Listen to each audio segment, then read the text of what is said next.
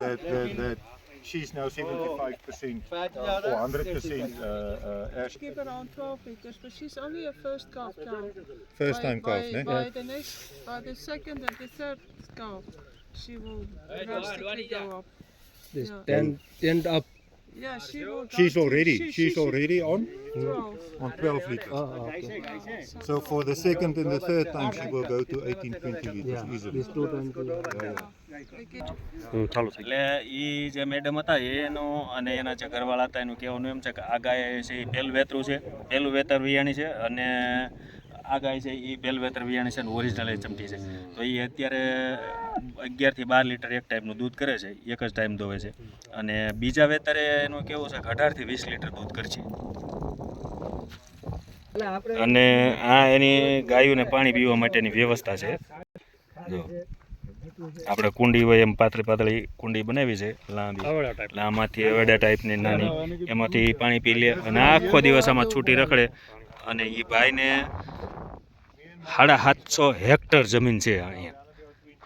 એ ભાઈને 750 હેક્ટર છે. જોવો ગાય.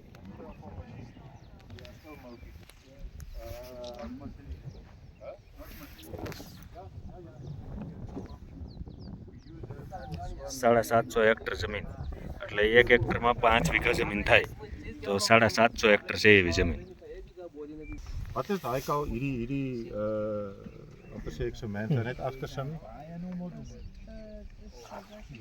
Wat is haar melk nou? Liters?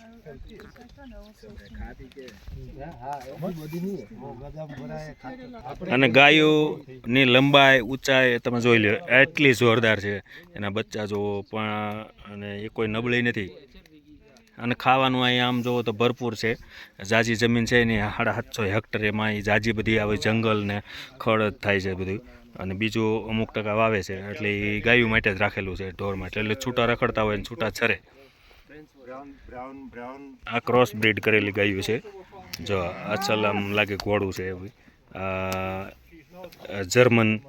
German ગાય છે અને એક અહીંની જે છે HMT એનું ક્રોસ બ્રીડ કરેલું છે. જો આ એની વાસળી છે.